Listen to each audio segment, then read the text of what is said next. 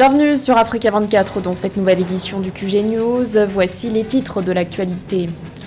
La dissolution du ministère des Travaux publics au Gabon, une décision prise par le président Ali Bongo Ondimba. C'est désormais la primature qui s'attellera à la gestion des travaux publics.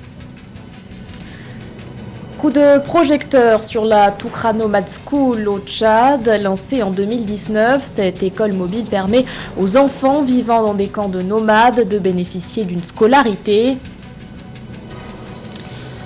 Et puis plus que quelques mois avant la 14e édition du Festival international de la mode en Afrique, un événement placé cette année sous le thème « La synergie des cultures pour le développement de l'Afrique ». Les détails à suivre dans ce journal. Mais tout d'abord, l'accord sur le génocide des peuples Herero et Nama conclu entre la Namibie et l'Allemagne fera-t-il l'objet d'une renégociation? C'est en tout cas la demande formulée par le mouvement démocratique populaire. Le leader du parti d'opposition, Mac-Henri Venani, a indiqué avoir en ce sens adressé une lettre à la ministre allemande des Affaires étrangères, Annalena Baerbock.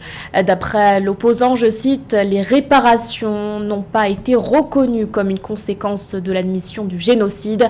Il souhaite donc que l'Allemagne revienne à la table des négociations pour parvenir à un accord qui, je cite, satisferait les deux groupes.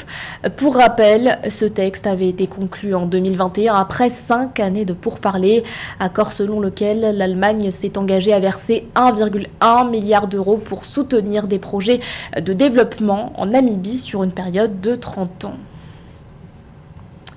Au Gabon, le président Ali Bongo Ondimba a décidé de dissoudre le ministère des Travaux publics. En cause, la détérioration des voies urbaines qui a suscité un mécontentement global auprès des Gabonais. D'après un communiqué des autorités publié le 12 septembre, le chef de l'État aurait également constaté des lenteurs dans la réhabilitation du réseau routier national. Les détails avec Marie-Colette Babasagana. Dans un décret signé lundi 12 septembre 2022 et lu par la première ministre Rose Christiane Raponda, le chef de l'État Ali Bongo Ondimba dissout le ministère des Travaux publics, de l'équipement et des infrastructures. Une décision qui fait suite aux lenteurs observées dans la réhabilitation du réseau routier national. Compte tenu des très nombreuses récriminations des populations concernant la forte dégradation des voiries urbaines de notre pays, le président de la République, chef de l'État, son Excellence Ali Bongo Ondimba, exprime sa colère par rapport aux lenteurs constamment observées et dénoncées par lui dans la réhabilitation du réseau routier national. Aussi, par décret du président de la République, chef de l'État, en date de ce jour, le ministère des Travaux publics, de l'équipement et des infrastructures est-il dissous. Dans son discours de vœux à la nation pour l'année 2022, le président Ali Bongo Ondimba avait annoncé d'importantes activités dans le secteur routier. L'objectif étant de désenclaver les voies publiques et lutter contre l'état d'insalubrité persistant et croissant dans le pays. Pour permettre à chacun de mieux circuler, se déplacer, de nombreux projets routiers, jusqu'alors à l'arrêt, ont été relancés. Certains sont même déjà achevés.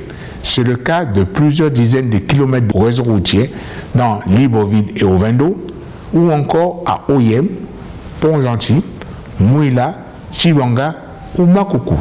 Le 16 août 2022, à la veille de la célébration du 72e anniversaire de l'accession du Gabon à l'indépendance, le président Ali Bongo avait fait l'annonce, entre autres, d'un investissement de près de 50 milliards de francs CFA pour des projets routiers d'ici août 2023. Une enveloppe de plus de 50 milliards permettra la réalisation de nouveaux tronçons, aussi bien dans le Grand Libreville que dans les agglomérations de l'intérieur du pays. Précisons qu'il a été créé au sein des services du Premier ministre un département en charge des travaux publics, de l'équipement et des infrastructures. Si le personnel du ministère dissous est mis à la disposition de la primature, Léon Amel Mbouda Balossi, son administrateur, a quant à lui été limogé. L'actualité, c'est aussi le lancement au Niger d'un ambitieux programme d'électrification. Ce projet, baptisé Aské, a été lancé lors d'une cérémonie organisée ce 13 septembre à Niamey en présence du ministre de l'Énergie et des Énergies renouvelables, Ibrahim Yacoubou. Objectif affiché, augmenter le taux national de l'accès à l'électricité pour qu'il atteigne dans un premier temps les 30% d'ici 2026, puis 80% en 2035. Pour l'heure, ce taux est estimé à 17,5%. Notons qu'avec ce projet, le Niger entend également développer l'énergie solaire photovoltaïque. Nous partons à présent pour le Tchad, à la découverte de la Toukra Nomad School. Il s'agit d'une école mobile accessible à tous les enfants qui n'ont pas pu bénéficier d'une scolarité en raison de leur mode de vie. À l'origine de ce projet lancé en 2019, un certain Léonard Gamaïgué. Les détails avec Karine Selvam. Des mathématiques et de la conjugaison, c'est le programme du jour proposé par ce jeune enseignant bénévole tchadien. À seulement 28 ans, Léonard Gamaïg est le fondateur de l'école mobile Toukra Nomad School, une école dont la particularité est d'être accessible aux enfants issus d'un camp de nomades situé à Toukra, à l'extérieur de la capitale tchadienne, N'Djamena. L'idée de créer cette école-là m'est venue depuis novembre 2019. Tout est parti de quand j'étais de passage tout près de là, autour de 7h, 8h. J'ai vu les enfants ici en train de jouer sous les arbres en grand nombre aux heures de cours. Donc, j'ai été touché par l'image parce que généralement, à ces heures-là, les enfants sont dans les salles de classe. Et donc, à partir de là, j'ai décidé de venir rencontrer les parents, échanger avec eux à l'idée de venir créer cette école-là. Donc ils étaient d'accord, on a commencé à préparer les petits trucs, le tableau, nettoyer l'endroit, et c'est comme ça que ça a commencé. Un commencement qui a été difficile et durant lequel même un morceau de craie était inaccessible. Aujourd'hui, c'est dans une salle de classe improvisée en plein air qu'une dizaine d'enfants se sont assis sur une natte pour prendre soigneusement des notes sur leurs cahiers posés sur les genoux. Des enfants dont les progrès sont appréciés par les parents. Nous sommes ravis de voir l'apprentissage et les progrès de nos enfants à l'école. Dans le passé, nous, les nomades, ne connaissons pas l'importance de l'école, mais aujourd'hui nous commençons à comprendre son importance pour nous-mêmes et pour notre pays. L'éducation scolaire est la base du développement communautaire et national. Nous nous réjouissons de la création de cette modeste école au profit de nos enfants qui font des progrès, malgré nos conditions de vie difficiles. Nous demandons à Dieu et au gouvernement de nous aider à mettre en place un système éducatif adéquat pour nos enfants. Des enfants qui progressent malgré les conditions précaires dans lesquelles ils sont enseignés. 3 ans après sa création, cette école mobile compte désormais 69 élèves d'âges différents et dispose de fournitures de base grâce aux dons.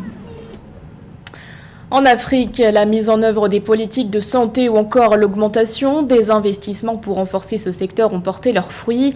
D'après un rapport d'évaluation de l'Organisation mondiale de la santé, l'espérance de vie en bonne santé en Afrique a augmenté d'une moyenne de 10 ans par personne.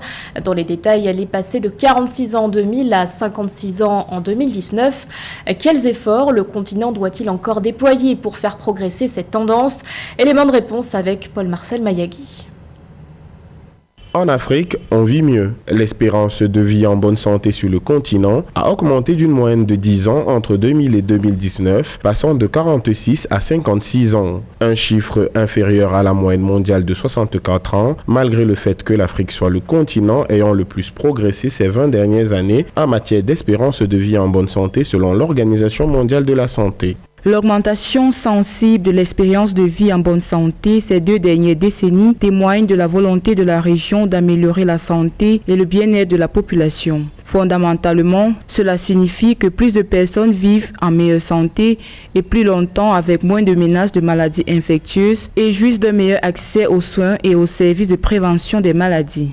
Si vieillir en Afrique tout en restant en bonne santé n'est plus une chimère, c'est grâce aux progrès réalisés sur le continent en matière de santé, que ce soit dans le domaine de la santé reproductive, maternelle, néonatale et infantile, ainsi que des avancées réalisées dans le domaine de la lutte contre les maladies infectieuses. Dans l'ensemble, la couverture des services de santé essentiels s'est améliorée pour atteindre 46% en 2019 contre 24% en 2000. Nous ne devons pas rester sur nos lauriers en se disant que les choses sont en train d'être faites. N'oublions pas que malgré le fait qu'on ait introduit la prévention et le traitement des maladies infectieuses, nous avons par contre des maladies comme l'hypertension artérielle, le diabète et d'autres maladies qui sont non transmissibles. Et le cancer qui est en train de gagner beaucoup de terrain et qui pourrait entraîner une baisse de cette hausse de l'espérance de vie en bonne santé. Alors en Afrique devait consacrer beaucoup de moyens au niveau du budget pour la santé. Sur le continent, les progrès sont loin d'être uniformes, avec des contre-performances dans des pays relativement prospères. L'Afrique de l'Est a le plus progressé, étant partie d'une espérance de vie en bonne santé de 43 ans en 2000 pour atteindre 58 ans en 2019. L'Afrique du Nord, elle, se rapproche de la moyenne mondiale avec 63 ans, tandis que l'Afrique centrale, australe et de l'Ouest restent à la traîne, avec respectivement 54, 55 et 56 ans d'espérance de vie en bonne santé. Dans l'actualité également, des milliers de Soudanais ont une nouvelle fois investi les rues de la capitale Khartoum ce mardi 13 septembre pour demander le départ des militaires au pouvoir. Une colère qui s'intensifie depuis le coup d'État du 25 octobre 2021. Mais ces manifestations sont souvent synonymes de répression et d'arrestations arbitraires. Selon des sources médicales, plus de 110 personnes sont décédées durant ces mobilisations. En juillet dernier, l'homme fort du pays, le général Abdel Fattah al-Burhan, semblait annoncer un geste d'apaisement. Il avait indiqué que l'armée ne participerait plus au dialogue, mais cette annonce n'a pas fait l'unanimité dans les rangs des forces pour la liberté et le changement.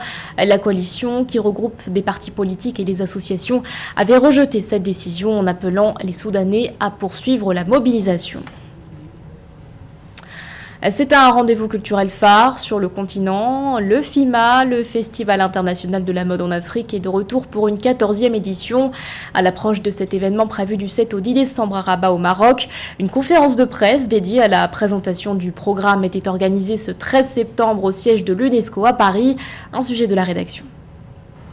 Plus de 2000 festivaliers y sont attendus.